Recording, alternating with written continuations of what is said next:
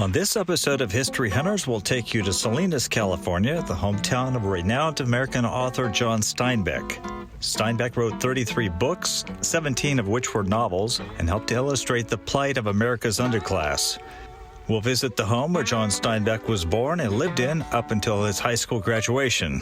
We'll show you the National Steinbeck Center, which pays homage to his life and career with displays and personal mementos, and finally, the place where his remains are interred.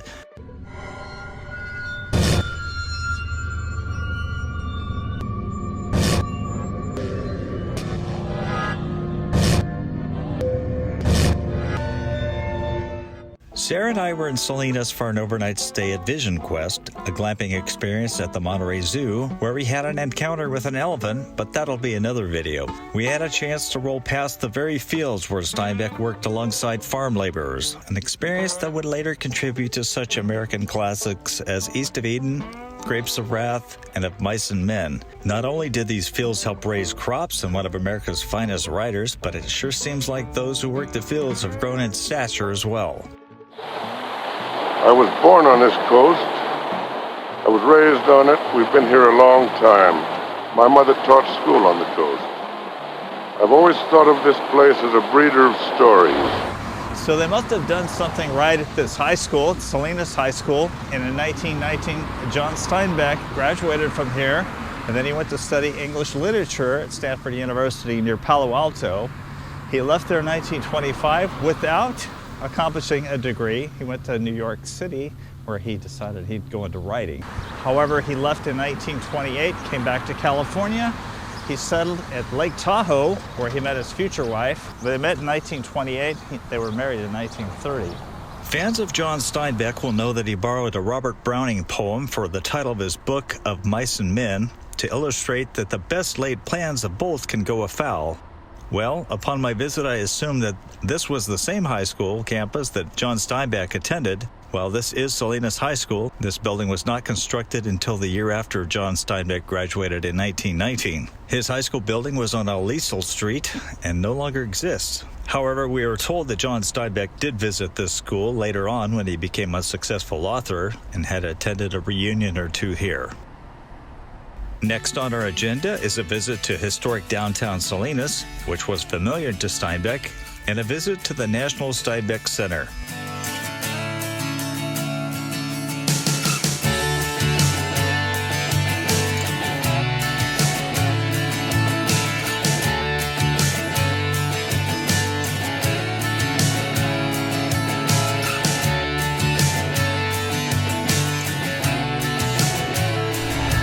Okay, so we just got to downtown Salinas. We're going to check out the John Steinbeck Museum. It costs millions of dollars to house some of his prized possessions, as well as displays about his books and the films that were based on his books.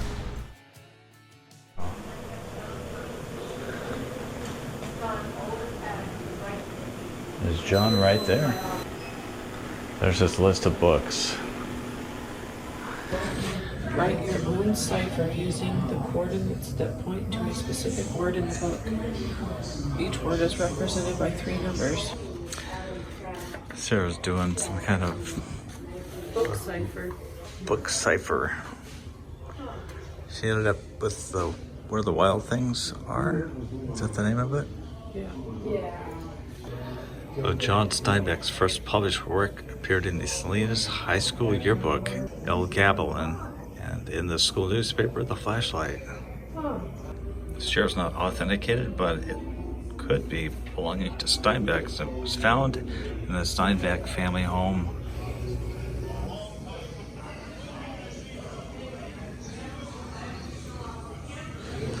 It's a reconstruction of a boxcar that appears in East of Eden, starring James Dean.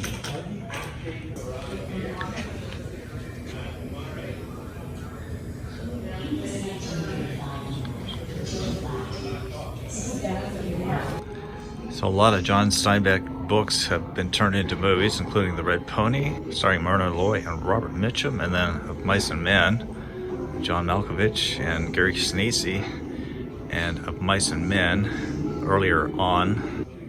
Since he wrote The Red Pony, there is a little corral here with a plastic horse.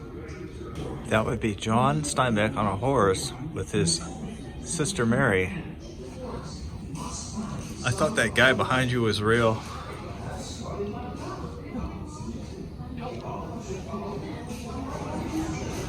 This exhibit is featuring my favorite John Steinbeck movie or book.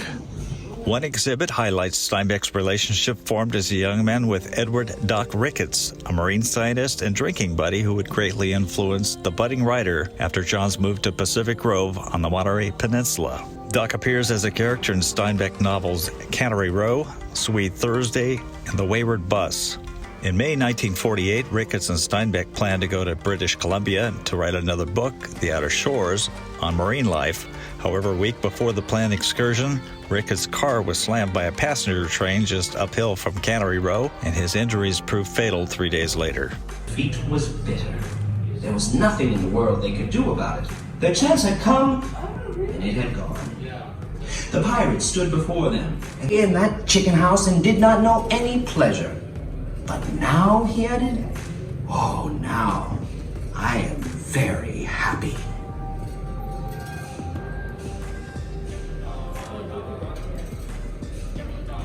This is kind of the street scene that I'm familiar with, Cannery Row, still in downtown Monterey. The museum has a display relating to Steinbeck's experiences as a war correspondent. During World War II, Steinbeck wrote about a bomber crew using his literary talent to craft a training manual for the Army Air Forces. He flew in planes alongside airmen and learned about bombing and gunnery. During the bloody landing at Salerno, Italy, Steinbeck saw death firsthand and watched bullets and ordnance fly. His eardrums burst from loud explosions. He wrote his story aboard the command ship, which drew enemy fire as bombs went off every half hour. Steinbeck was also a war correspondent during Vietnam, where his son was also stationed. So when he accepted the Nobel Prize for Literature, people criticized him so badly for it that he never wrote fiction again. He was selected for the Medal of Freedom from the president, but Kennedy did not live long enough to give it to him. Instead, Johnson did. What I was most looking forward to was seeing the pickup and camper shell used by Steinbeck in his cross-country trek in 1960. The book Travels with Charley was published in 1962. Because of his heart condition, Steinbeck knew that he didn't have long to live and he wanted to see his country one last time. So he started out from his home in Long Island, New York, with a specially made camper that was too heavy for the vehicle, which he named Rocinante after Don Quixote's horse. His travels roughly followed the outer border of the United States, from Maine to the Pacific Northwest, down into his native Salinas Valley, where he posed for this photograph in the hills above the ocean. He pushed on eastward, across Texas, through the deep South, and back up to New York. He traveled 10,000 miles on this beautifully restored setup. This truck was actually donated to the museum. Also said that the tires that he had on this truck originally were not large enough to take the weight of this camper shell that he had put on the back of it.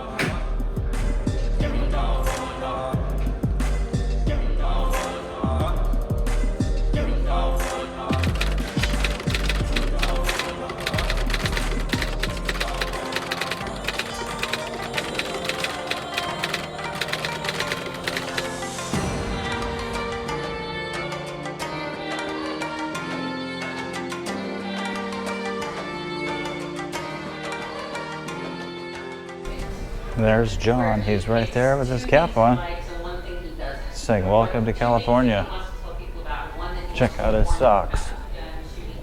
He's right here in the John Steinbeck Museum bookstore. What you getting? A penny? Steinbeck penny. A Steinbeck penny. Wait, why is it? Which one are you getting? The horse? I don't hear anything.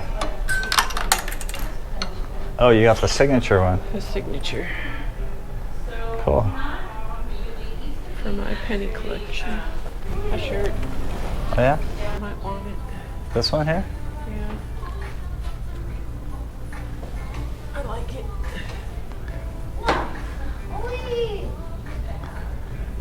She doesn't normally shop, but she's been shopping today. thought this one was good too, but they don't have. But the house is just so beautifully restored, and with them giving.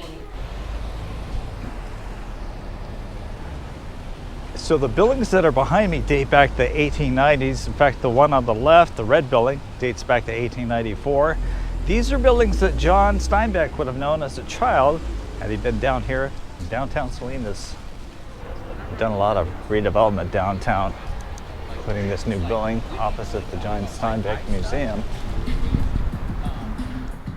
Going down the street, a bike with a boombox. Big old boom box. I know. Got your Starbucks? I got my Starbucks.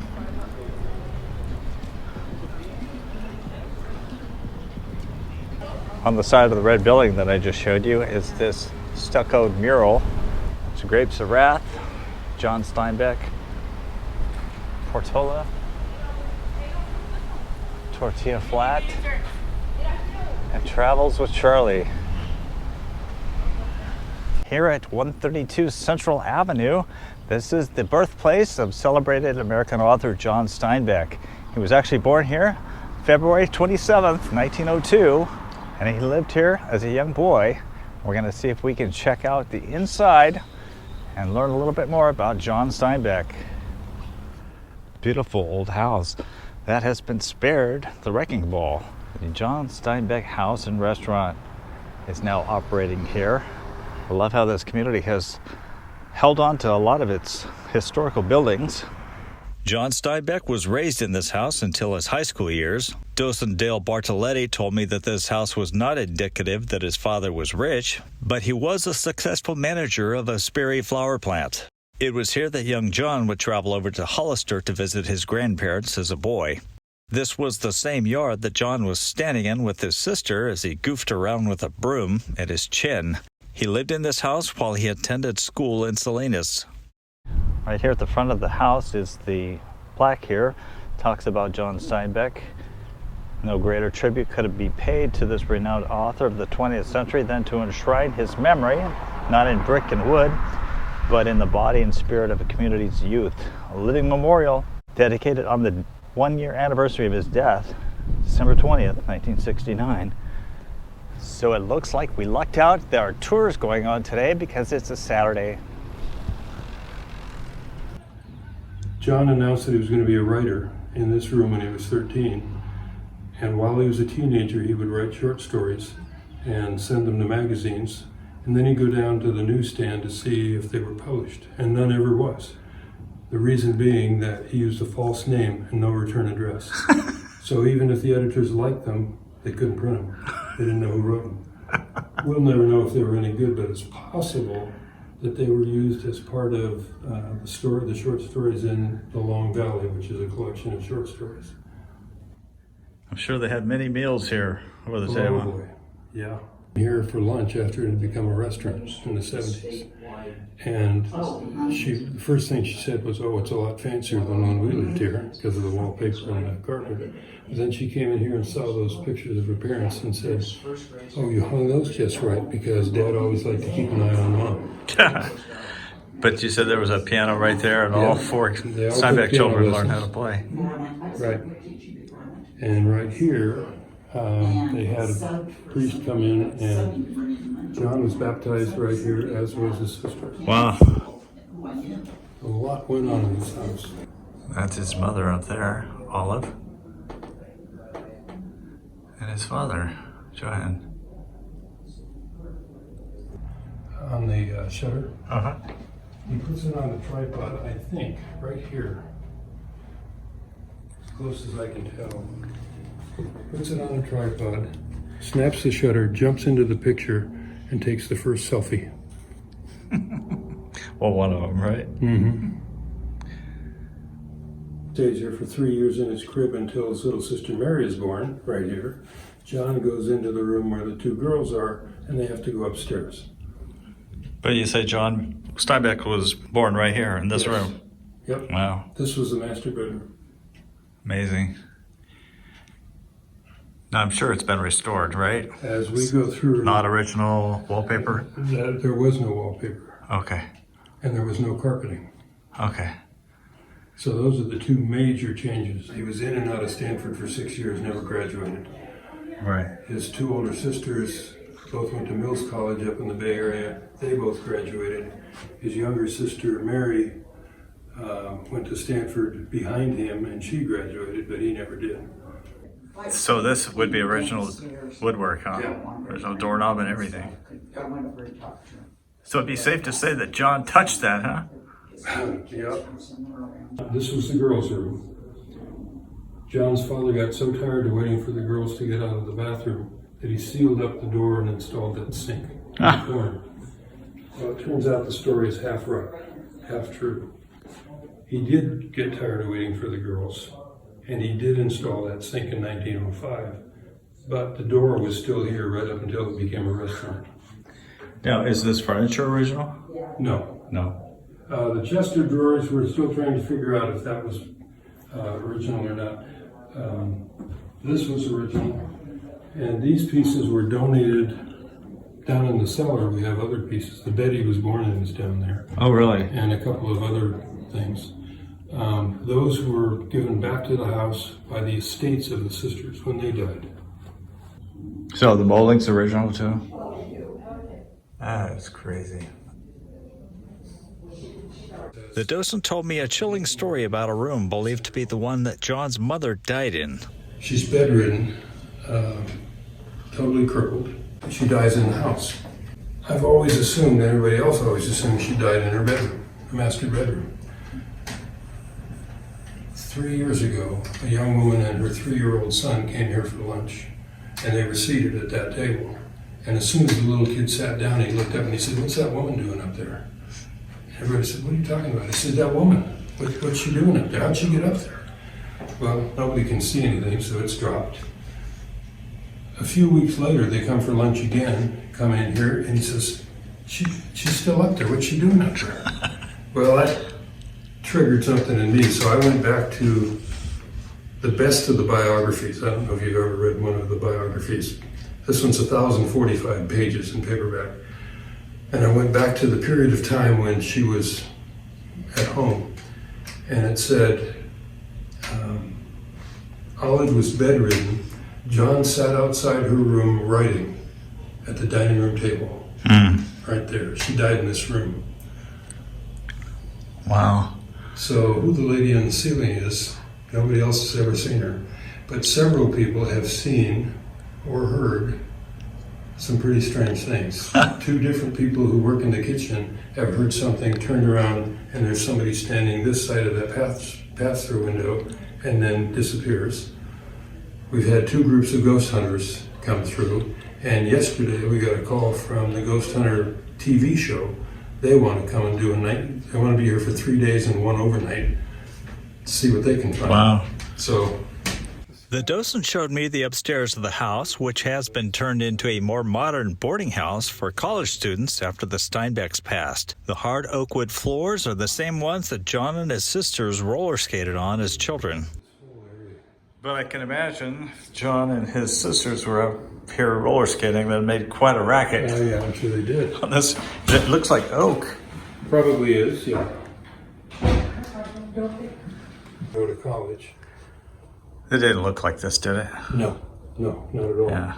There was a bed here. He had a desk here at the window, and across the street were 2 big Victorians, and the woman who lived directly across the street remembered that at night she could look across the street and she would see John sitting at his desk writing or just watching people. He was apparently very fond of sitting here and just watching people go. Wow.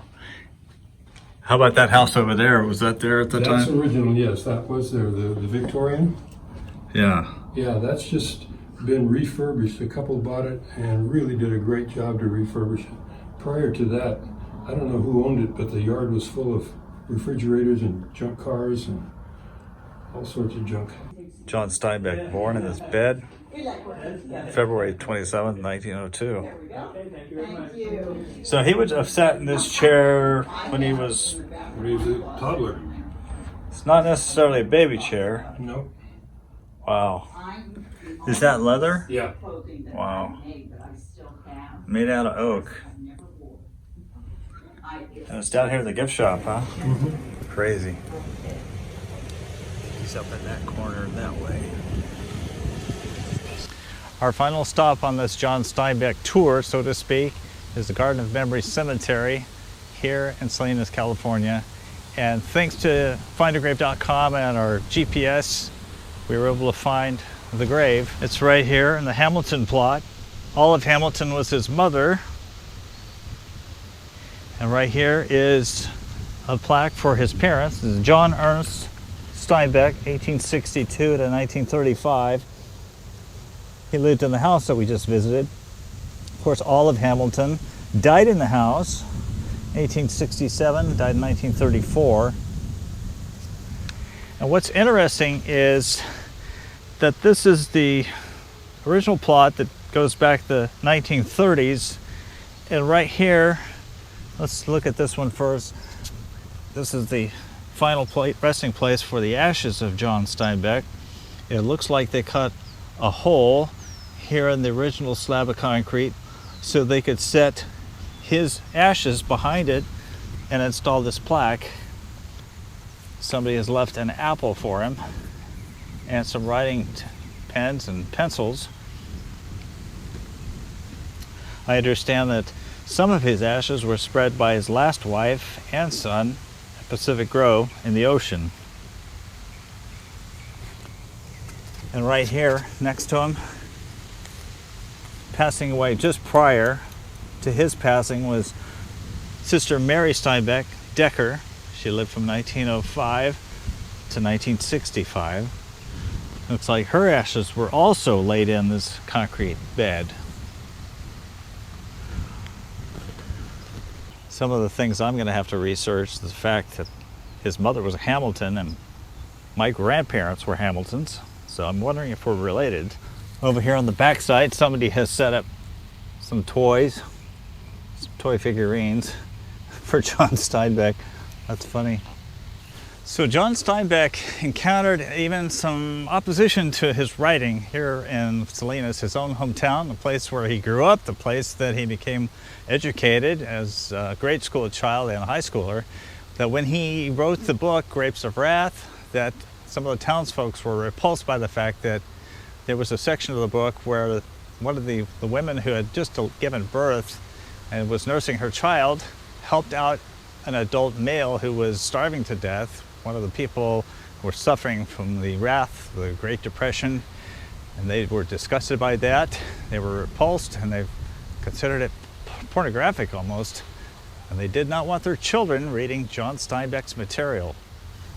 Elaine was the last wife of John Steinbeck. Elaine is the one who allowed John to take a trip across the country with his dog, Charley, and he wrote about what he saw across America in the book Travels with Charley. She was comforted by the fact that he was taking the dog, her dog, with him.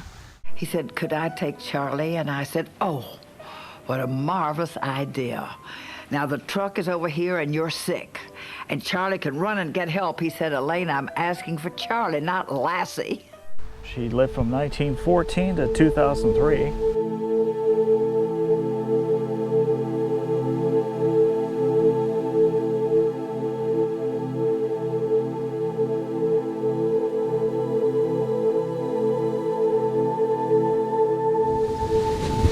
Now, as often is true in life, be careful what you wish for. John wanted to become a published author, and when the success of Tortilla Flat came out, he was living in Pacific Grove, and all of a sudden he was being recognized on the streets of San Francisco, and he said it terrified him to the point where he felt like puking, and his people were trying to come to his house in Pacific Grove to get his autograph and to get pictures and such with him.